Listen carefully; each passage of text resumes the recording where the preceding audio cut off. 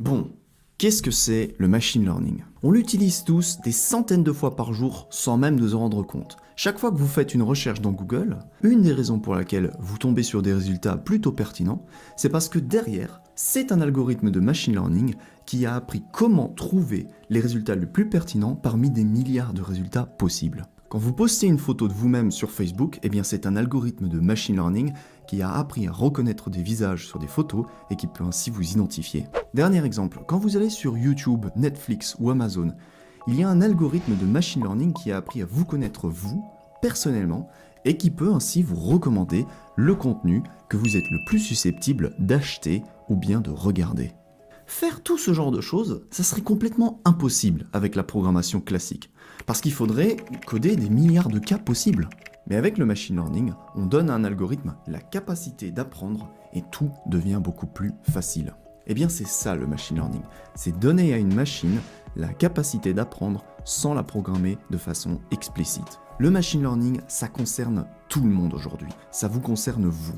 Parce que c'est en train de révolutionner le monde entier, c'est en train de révolutionner l'industrie des transports, évidemment avec les voitures autonomes, c'est en train de révolutionner l'industrie aérospatiale, l'industrie biomécanique, mais également le monde de la santé, parce qu'aujourd'hui, le machine learning est capable de diagnostiquer des millions de cancers tous les ans.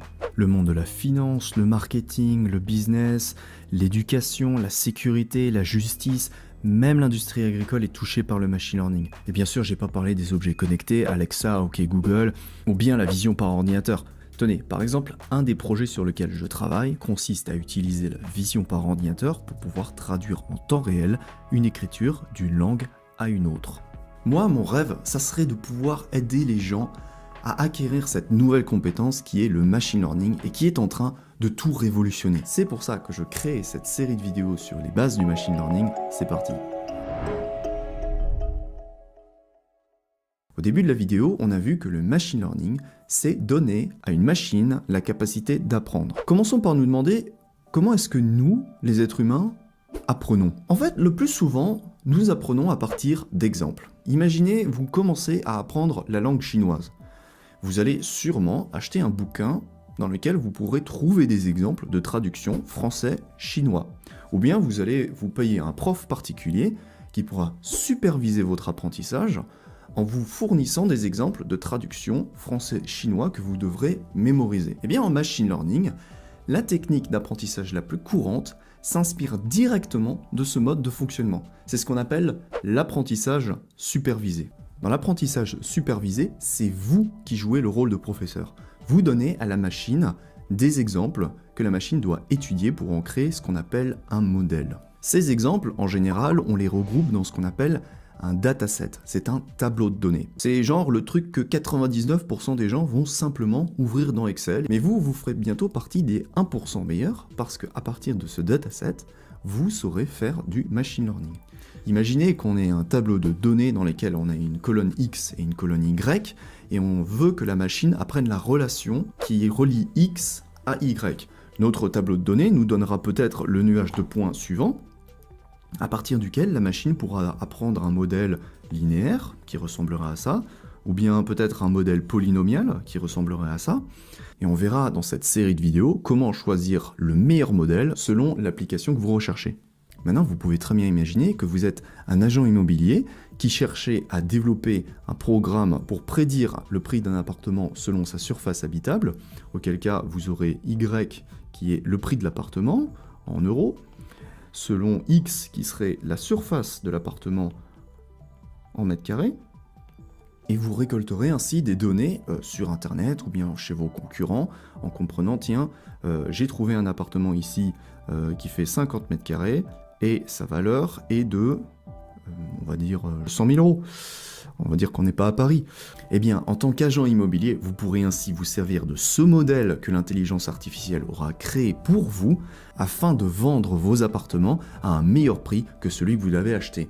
J'en profite pour vous dire que ce genre de problème, c'est ce qu'on appelle un problème de régression. Dans l'apprentissage supervisé, on compte deux types de problèmes. D'un côté, on a les problèmes de régression, justement, dans lesquels on cherche à prédire la valeur d'une variable continue, c'est-à-dire une variable qui peut prendre une infinité de valeurs, exemple le prix d'un appartement, et d'un autre côté, on a les problèmes de classification dans lesquels on cherche à prédire la valeur d'une variable discrète, c'est-à-dire une variable qui peut prendre seulement certaines valeurs. Exemple typique, vous cherchez à développer un filtre anti-spam, et pour ça, vous récoltez des données, vous construisez un dataset dans lequel Y peut soit prendre la valeur de 0 ou de 1. 0, c'est quand vous trouvez qu'un email n'est pas un spam, et 1, c'est quand vous verrez qu'un email est un spam. Lors de la construction de votre dataset, vous regarderez certains facteurs, certaines features qui peuvent déterminer la nature de l'email. Soit il appartient à la classe 0, soit il appartient à la classe 1. Par exemple, ça sera le nombre de fautes qu'il y a dans l'email, ou bien ça pourrait être le nombre de liens que vous trouvez dans l'email. On va dire que la classe 0, c'est une croix bleue et la classe 1, c'est un rond rouge. Vous verrez peut-être que vous trouvez beaucoup de spam là où il y a beaucoup de liens et beaucoup de fautes d'orthographe, alors que vous verrez peu de spam quand il y a peu de fautes d'orthographe et peu de liens dans les emails. Et bien à partir de là, dans les problèmes de classification, la machine crée ce qu'on appelle une frontière de décision, c'est la ligne verte que je viens de dessiner, et elle dit, bon c'est pas compliqué, tout ce qu'il y a de ce côté, je vais dire que c'est du bleu, et tout ce qu'il y a de ce côté, je vais dire que c'est du rouge. Et c'est ça le modèle qui est développé dans les problèmes de classification. Voilà pour l'apprentissage supervisé. Maintenant, en machine learning, il existe différentes stratégies que l'apprentissage supervisé. Imaginez qu'au lieu de vous donner le bouquin de chinois ou bien un professeur, je vous catapulte directement en Chine. Sans bouquin, sans professeur, vous êtes juste perdu au milieu de millions de Chinois et vous devez vous débrouiller pour apprendre la langue chinoise.